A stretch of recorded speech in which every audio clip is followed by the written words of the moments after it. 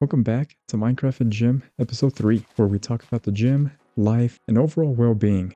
I'm playing around with different formats and what I can do to make each video better. So today I will focus on the topic of learn to do what is hard, and why that should be one of your main goals for 2025 and beyond. Then I'll talk about my second week in training, so kind of the opposite of what I did in the last video. Today's topic will be focused around the realm of fitness, but can carry over to almost any aspect in your life. So I wanted to talk about what it means to train hard. Since the moment I picked up old concrete weights at age 13 to over a decade later, I've enjoyed the pain, the sweat, and the frustration of reaching my limits. It's an attribute not many have. Think about it, 20% of the population in America go to the gym. That's already a minority. However, that percentage is increasing year to year. The fitness industry has become its own world within social media, and millions are being influenced. Whether it's correct or corrupt, they strive to be a stronger version of themselves. And this is good. John F. Kennedy believed that a nation is only as strong as its citizens, and, quote, mental and physical vigor go hand in hand, end quote. As we walk around our world, our towns and cities, I won't settle with the belief that we do not want to be better or stronger people. But it's hard, and our society reflects it. Training hard isn't lifting as heavy as you can every day. It's learning to be patient and humble with the process. Strategic with your overall health, that includes your mental health too. You can train as hard as possible, beating personal records monthly or even weekly, but know that you will eventually plateau, and then your real strength will be tested. Strength is just one of many linear sequences in correlation to time, and if other lines don't align, strength will react against your goals. Doing what is hard has its philosophies, and it can change throughout every individual, but the constant is that it is hard, and sometimes what you think might be hard is only a stepping stone to what actually is. These are actually ideas I sit down with in between sets, or when I construct my next program, attempt my next max effort lift. These are ideas that actually require some extra thought. So I ask you to do the same and think about what is hard for you, because you are avoiding it. And clearly, I don't just mean going to the gym and picking up big weights. Doing what is hard is what you're avoiding, and we're all avoiding something. In terms of my training philosophy, I believe that strength is king, and power follows right afterwards. Power being the speed of how you express your strength. When it comes to my training methods, I've always been one to just push for the heavier weights, the hardest sets. In the past year, I've adapted a new training method, one that I actually used to do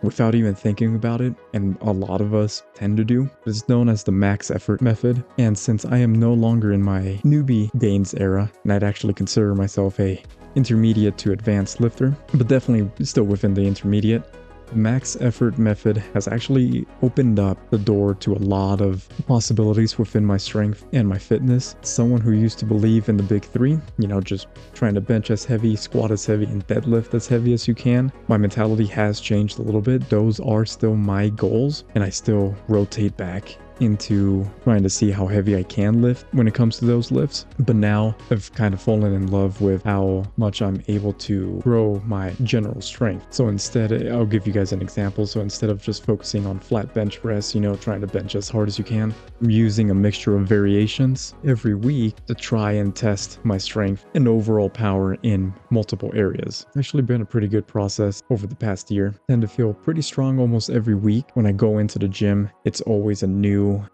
feeling. I'm having a lot of fun rotating my heavy lifts, and it's helped a lot. Again, in terms of general strength, it's helped a lot to fight against the feeling of overwork and basically limiting any potential injuries. Just like many of you, I've had my own little aches and pains, things that I might think that are injuries, but that all really decreased once I started implementing the max effort method. And I really advise a lot of you guys to at least give it a try, or be open-minded. That was the original thing that was kind of stopping me, is I wasn't as open-minded because I also believed in specificity. Now, specificity is a key factor into the max effort method, because you still have, your goals that you're wanting to strive for, Again, let's use bench press as an example. If you're still trying to get your bench press as strong as possible, you're actually going to want to do variations that specify the movement. So something that you'll see in my first week of training was I did the Larson press and I added a pause. This week, as I'll follow up when I actually touch on my training days, I did a close grip touch and go. So I'm not doing anything too crazy. I'm not replacing every max effort day with like a pause dip or a behind the head overhead press. No, I'm still being pretty specific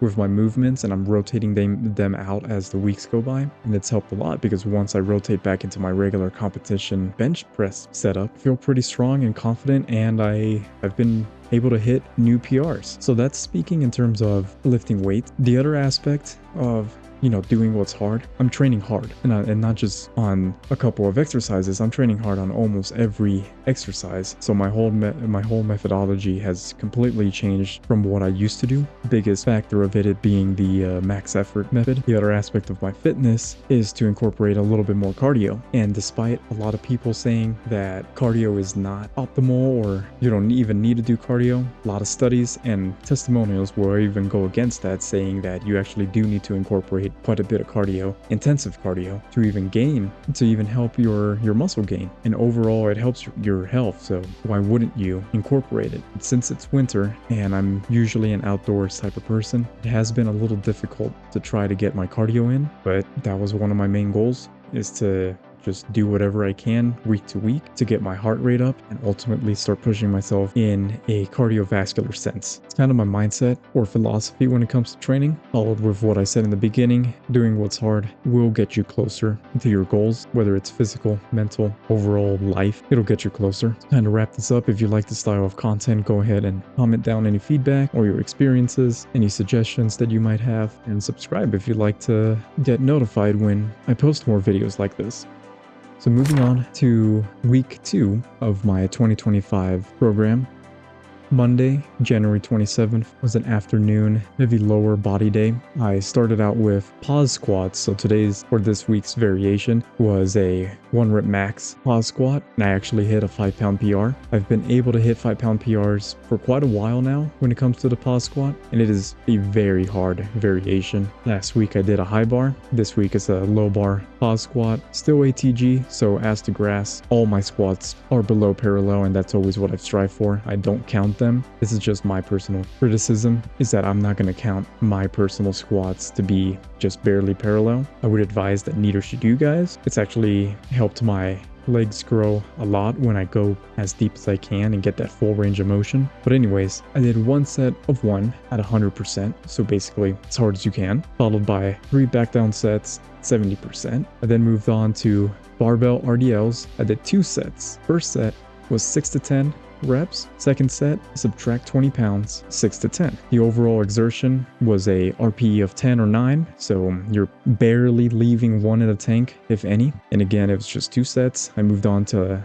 2 sets of leg curls, 8 to 12, RPE 10, so you're going to failure on these. Moved on to 2 sets of the hack squat, 8 to 10, RPE 10, leg extension, 2 sets, 10 to 20 rep, and you just go to failure, so RPE 10 or failure. And then I finished up the workout with elevated side plank and back extensions, 3 sets each, as many reps as possible. Try not to go too high on the reps when it comes to these workouts, as you actually should be doing them kind of slow. So I did them between 10 to 12 reps each, but they were pretty slow. So overall squats were great. I was very happy to hit that new pause squat PR. My last warm-up moved a little slow, so I had to get a good long rest before attempting my new max. But when I did, it felt great. RDLs and leg curls felt great. It gave me a pretty good hamstring pump, and I went fairly heavy on the RDLs. Hack squats made me very happy. They were all slow and controlled, and I did a weight that I haven't done in a few months. Leg extensions gave me a great pump, and last week the Copenhagen planks actually killed me. My obliques and my hip was just overly sore, but this time it wasn't too bad. So overall, it was a 10 out of 10 workout. The gym was busy, I felt strong, I performed well, and it was just overall uplifting. Tuesday, January 28th, heavy push workout. My first exercise was a touch and go bench press. I actually attempted getting a new bench press, but I failed to lock it out. Felt a little pressure in my lower back. I think I overarched a little bit too much, that when I brought the weight down to my body, yeah, it just kind of flared up and it distracted me a little bit, but I didn't mind too much. I always have a backup plan, and my backup plan is doing 2 sets of 85 of my previous max of that variation. So I performed 2 sets at 85. So I didn't get the new PR, but you're not going to be PRing even on this method every single time. However, the 2 sets of 5 at 85% were technically rep PRs. I was questioning my leg drive a little bit with the touch and go bench press. I go much wider when I do my regular competition.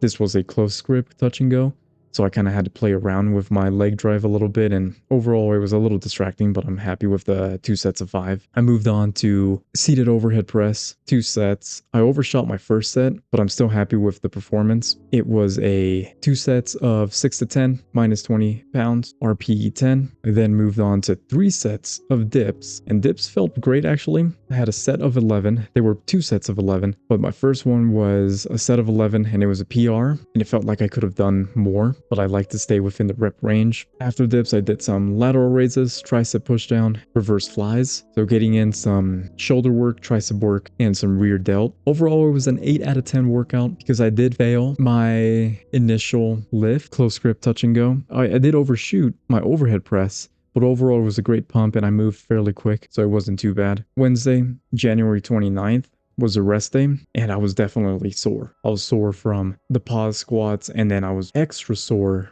from the touch and goes. I think it was from attempting. I did grind the touch and go close grip on Tuesday a little bit too much along with the dip, so I was very sore, a little bit fatigued. Thursday, January 30th, was actually a back day, and I started off with, just like last week, my regular competition bench press. It was actually 5 sets of 3 at 72% of my max, and they all moved very well. I had about 60 to 90 seconds in between. Again, these are primer days when it comes to it's overall a back day, but it includes the bench press as a primer. So I kind of, because I'm doing the variations, I don't want to entirely forget my setup or the feel of my regular bench press. So I just stick around the 70 to 75 rep range or weight of my percentage, and I do some pretty low volume. I moved on to 3 sets of 9 at an RP of 7 to 8 on the close grip Larson press. So again, you're supposed to go light on these, and it was a great pump, but I definitely did not recover 100% from my Tuesday workout, and I was overly sore. So I did even just a little bit less, but again, it's mainly just the bench press is just to get a feel of where your setup is, and the close grip Larson press is to just get some lockout work in. So 3 sets of 9, RP 7 to 8. Then moved on to chin-ups. I did 5 pounds more. I did 1 set of 1 at an RP of 8. So you technically can do more weight or a set of 3. And I dropped it down and did 2 sets of 9 to 10 at an RP 6 to 7. Now with chin-ups, you do not want to always push to failure. That's actually how I started progressing a lot, is I wasn't pushing my sets to failure when it came to body weight exercises like dips and pull-ups. You want to have enough to get overall good volume and not go 100% on your first set and then have your second set decrease by 40%. So anyways, 1 set of 1 at an RP 8, and then 2 sets of 9. Went on to bent over rows, 3 sets of 10 to 12, RP 8 to 10. I did pretty good on those. Wide grip lat pull down, 2 sets of 6 to 10 on the first one, and the second one 10 to 12, RP 8 to 10. So because of the low volume, you want to go pretty hard on these. Again, everything that kind of has 2 sets, you want to strive for just a little bit more. Finished up with some seated dumbbell curls, seated dumbbell alternating curls, 4 sets actually, and some kettlebell curls. Moving on to Friday, January 31st, it's a lower body volume day. I did Monday's variation of pause squats, 3 sets of 10 at 60%, and that felt pretty good. Moved on to deadlifts. I did 3 sets of 10 at 65, and this actually helped quite a bit. Now, overall, it's pretty lightweight for me. 65% would be lightweight for a lot of people. But what I did is every single rep, I took a 5 to 10 second reset. So just kind of think of it as 30 sets of 1 with a little bit of a longer rest every 10 reps. Felt pretty good. I actually got kind of sore from these too. I then followed up with 3 sets of 10 to 12 on each leg walking lunges. So I got 20 steps in for each set, and the RP on these are 6, so you want to go kind of light. I actually did drop the weight from last week walking lunges, and it does benefit when it comes to these unilateral workouts. At least I find myself with the walking lunges, I can focus more on the individual muscles when I do just a little bit less weight. So I prioritized this time. I did 3 sets of 10 to 12 good mornings, again RPE 6. These were actually pretty good and I got pretty sore from them. And then finished up with some cable crunches. So you're doing cable ab crunches, and I actually went my heaviest that I ever have on these, so it was pretty good. 3 sets of 10 to 12 at an RP of 8. So overall, it was a 10 out of 10 workout. Volume was good. I had fun. Didn't spend too much time in the gym. And lastly, February 1st was a upper volume day. Started off with, just like yesterday, my variation, this time from upper body. So it was the touch and go close grip bench press, 3 sets of 10 at 70%. And these actually moved fairly well. And I felt like I had more in the tank. So it's pretty good. Kind of gives me some confidence on when I attempt my neck close grip bench that I will hit it, just because I feel like I just didn't set up the best on Tuesday. I then moved on to dumbbell bench press, 3 sets of 7 to 9. So it's about 2 reps less than what I did last week, but you do 3 sets. Last week I did 2. RP of 8. So all of these have to be quality reps. That's the standard that I give myself, and they all felt pretty good. Moved on to T-bar row, 2 sets of 7 to 9. RP 8, so went heavier than last week. Then I did 2 sets of dumbbell overhead press, 9 to 11, RP of 8, and these moved fairly well as well. Then finished up with some mid-grip pull-ups, the leaning one-arm lateral raise that I did on the previous week, dumbbell skull crushers, and barbell curls, 3 to 4 sets, 10 to 15 reps, all till failure. Ended the day off with a very good pump. Give this workout a 8 out of 10, just because I was a little bit tired, but overall everything did feel pretty good. So yeah, that concludes my second week of training. Overall, I'm moving pretty well. I'm excited for next week and what it brings, and hope I can just spark some excitement out there as well. To kind of wrap things up, thank you so much for watching my video and staying till the end. Again, leave a comment, a like, or even subscribe if you like this style of content, and stay tuned for upcoming videos. Thank you.